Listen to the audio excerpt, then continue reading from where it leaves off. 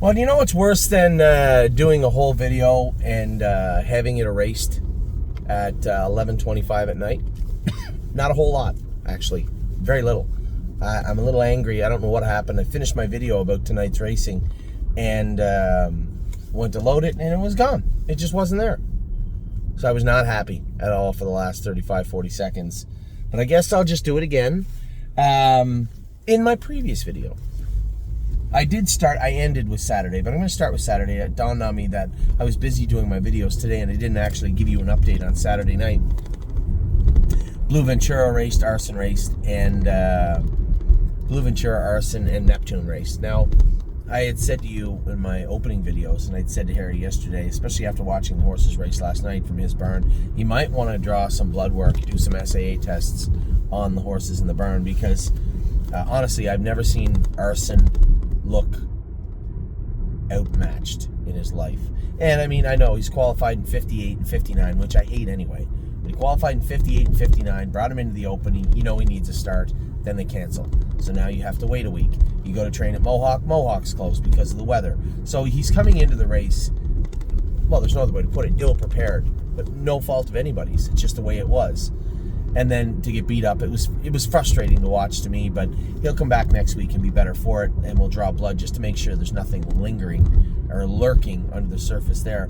And as I said to all my partners in Arson, and I don't believe I'd said it to Harry yet, but if the open pace at the Meadows doesn't fill this week, I'll likely send Time Is On My Side to Mohawk, and I'll likely bring Arson over to race at the Meadows. There's just no reason not to.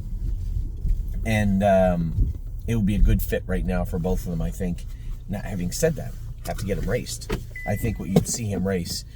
So, if the Open doesn't go at Mohawk, or at the Meadows, you would probably see Time Is On My Side go to Mohawk. Arson come over here. We'd likely race him at Northfield here on Sunday night. And then he would go to the Meadows, where I think it would suit him a lot better. I don't love him on a half, but I certainly don't want him getting beat up, first off. Secondly, I'd like to race him where it makes the most sense, and I think that is an opportunity there for both horses. And again, Time Is On My Side would have the graduate late spring into the early part of the summer, potentially. And depending on what we think and what's going on with him, you have the graduate, you have the Camelot Classic, you have the Charles Jervinski is where he's paid into also. So a number of options that all kind of start in Canada. So a lot of stuff. Everything is very, very fluid right now. There's some horses going to Ontario. There's some horses coming over here. There's some horses being sold. We have two fillies right now that are racing awesome. Country Dancing and Foxy Seaside. Now, Country Dancing fits the Dunn Memorial over here that starts on March the 5th. I'm apt just to leave her in Mohawk if they don't race those fillies against one another. That will not happen this week. So if Foxy, and they fit the same class, so if they don't split it or find a way to separate them, Foxy Seaside will race Friday.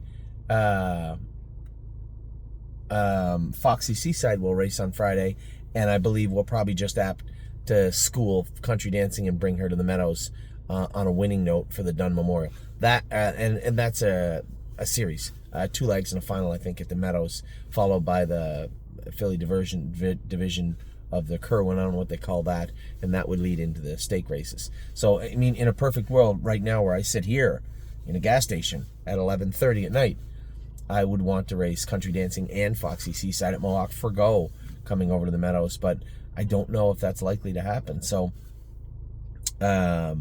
you have that little component moving forward. As I said, the issue with potentially with Arson and Time Is On My Side. Time Is On My Side's in a great place if they race. If not, we have to make some adjustments. And he may need a little rest before we go into those races anyway. So I think he only has a start or 2 at the most left before we give him a tiny bit of field time and bring him back. But we'll see how that plays out. So we have the racing last night. Arson was flat. Then we had Neptune. Neptune should have been second and was 6th. A little flat the last 100 yards or 200 yards also. But the horse that raced the best, obviously, by far last night was Blue Ventura. Another horse that fits at the Meadows, but if I talk to James Brown, he says no, numbers are 2, he looks fine for a while. Then we'll likely leave him there. I'm not really in a big hurry to get him back over here. If you think there's not going to be decent horses, keep in mind who's stabled at the Meadows, has a full barn at the Meadows, Ron Burke. And if you don't think he has some numbers or 2 colts and geldings and fillies waiting there, qualifying, ready to go, then you'd be incorrect. So, and he's not the only one. Lots of those guys are gearing their horses to start their season around that time. So, I'm not in a gigantic hurry to get those horses over here, but they do have series coming up. So, Arson, a little bit flat and a little bit short last night, racing at Mohawk. Neptune, tiny bit flat. They did cancel last week. I'll give him the benefit of the doubt, but he did race against other horses that didn't race last week either. There's that. And Blue Ventura raced great. So we're going into tonight. I get a call from Stacy literally 15 minutes before post parade, and she said, Anthony, the track down here is terrible. They dug it up. Brett's worried about racing greatest ending. I said, well, do what's best for the horse, first and foremost. Secondly, I don't mind a hard track, a wet track, whatever. A deep track is not going to be very helpful for greatest ending. So I guess Brett ended up racing in the race before, come off and said, it's tightening up a little bit. We'll race him. So they raced him. He actually raced very, very good. Fourth beat, 2 lengths maybe? 2 1/4? 53 and 1. So he paced at the very least 54 on a track that Stacy and Brett said was off at least a second or 2. So a good mile. And keep in mind, just turn the volume up and listen to the names of the horses in there. One of the ones that stuck out to me was Let It Ride. That horse was unstoppable. When Patrick DePrana was good, 2 years ago, he was really good. Let It Ride, he couldn't beat Let It Ride. Let It Ride was a killer in Southern Ohio. Just destroyed everybody. Now, fast forward 2 years, I have no idea what happened to him, but he had to be 1, 2, 3 tonight. I don't remember if he won the race, but he was definitely in the mix and racing as good as you could expect an older horse to race down there. So, I mean, that's a graveyard of killers down there if you go down and race at Miami Valley. And as I said to somebody the other day, when you're racing for that kind of money, you are going to have the best of the best there. So it's no joke. It's a tough place to race, and I thought Greatest Ending raced well, all things considered. Now we get back up to Northfield Park. I told you, and in my video, I talked at length of it. I'm going to cut it a little bit shorter this time. Patrick DePrana, we've been galloping him here. We used to do that when he was here, when we were getting him prepared to race. And he's the one horse you can bring him in a little bit short if he's been racing, and you can gallop him up. Now, when he first came back to Northfield, I galloped him before his race the week he won. And he was good, but he just kind of felt like he went through the motions. And I had not galloped him in a long time, maybe over a year. And I remember thinking to myself, maybe he's just a little older, right? Just lost a little bit of his step. And he won that week. I galloped him this week. He was on fire. I turned him to gallop, and it's like he was waiting for me to do it. He was bully and sharp and really just running through his bridle the whole training session, and he was awesome. And I had felt that he was coming in very good tonight. The horse that won that race was dropping out of the open. He's no joke.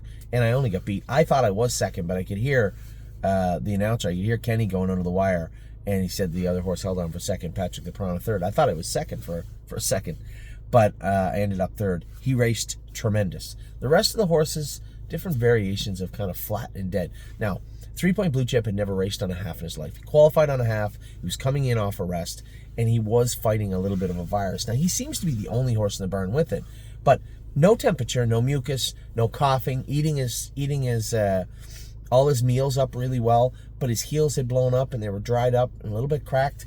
His legs earlier in the week kind of blew up a little bit. The veterinarian had put him on antibiotics. Now, tonight he was okay. There was no issues with that, but his heels were still a little bit raw, and he certainly couldn't have bounced back. When we did draw his blood, all the levels were a little bit screwy. Nothing outside the norm in any way, but just nothing where it should be in regards to being perfect.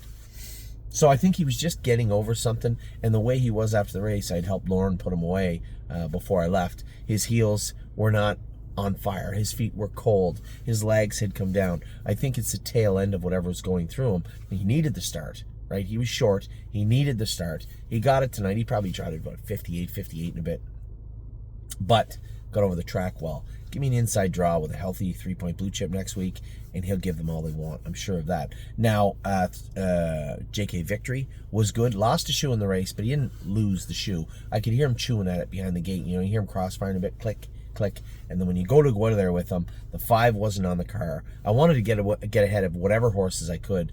Now I see Kyle Swift going out of there. I'm like, well, if he makes front and I can just get to him, he's probably going to have to cut me loose. And as it turned out, I just didn't have the power to blast through that turn and get him up into contention. I had to drop him in the 5 hole, and as it was for the rest of the mile, it was catch up, and then he just got beat for 4th at the wire. He wasn't awesome tonight, but again, coming in on 2 weeks. Now, when we went to train them this week, the track was very snowy, and Jason did what he could. He said he trained well, no speed. So it's been 2 weeks or more since he's seen any speed, and I think it really just played a role. He was just flat-footed tonight. I can't in good faith tell you when. I don't know for certain when that shoe came off. I didn't hear him clicking coming off the car, so he might have, that last click that I heard going in behind the gate might have been the last step he had with the shoe in that foot. I can't say for certain, but I didn't think he raced bad, but he was flat. And the one that was the flattest of all of them was Memory and Imagination. We have options with him. Now, Tim is going to enter him for Friday in the numbers of 5-8. He's going in. If he comes back out in 5 days, well, then so be it, because I don't think he put a full effort in tonight. He wasn't bad. And, you might see him, in behind horses, but he wasn't clamoring for room. I was putting him in the best spot to get paid the most money tonight. We come out of the turn. If he was raging, I just would have filed him right to the far outside and got what we got closing on the end of it. But as I went to make that decision, that fork in the road came up in the middle of the last turn. I'm like, I'm going to stay left, get what I can get. And was he flat? And he trained with J.K. Victory that day. So was he flat? The same way that Victory was a little bit. Maybe. It's possible. He trained with 3 Point. Actually, I'm wrong. But wasn't at his best tonight. So we had 3 Point, who I can tell you exactly why he was flat. Short, off a 2-minute qualifier, and fighting a virus. That was him, for sure. J.K. Victory, I think it was just off 2 weeks, a little bit short. Memory and Imagination, likely the same culprit. Patrick DePrana raced as good as I've seen him race, or felt like he raced as good as he could in months. He was awesome tonight. And greatest ending, I thought, race good. So overall, kind of a ho-hum night, but not a bad night in any way, shape, or form. The only horse that missed a check was 3 Point Blue Chip. Not the end of the world. I wasn't concerned with him at all. In fact, as I said, give me an inside draw next week with a healthy 3 Point Blue Chip on that track with those same horses. Run it back 7 days later. We'll see what's what. So, anyway, that's tonight in a nutshell. That was Saturday in a nutshell. All week, a bit of a roller coaster. We had some horses that didn't race as well as we'd hope. We had some horses that raced out of their skin. We had some horses that didn't race this week. Looks like money and time is on my side. Big gaps from our schedule this week. Hopefully they both get in this week coming up. We have a number of horses qualifying. We have 6 or 7 slated to qualify. I'm going to have Tim enter some horses to qualify Tuesday at the Meadows. The weather looks better Tuesday, and quite frankly, if looks like money and some of our horses get in early on the Thursday card, it's really going to screw me for getting over to or staying here to qualify Thursday morning.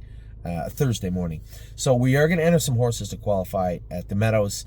If the draw comes out and the qualifiers are in and looks like money's in race 5 and I have time to qualify them at Northfield Park and the weather looks like it's trending in the right direction and stays going that way, you likely may not see any horses qualify Tuesday at the Meadows. They may all qualify at Northfield Park. So again, just a little glimpse at how fluid a ton of situations are right now in the barn. A lot of unsettled destinations, a lot of qualifiers and races coming up, and expectations run a little hotter next week as we get back into a consistent racing schedule.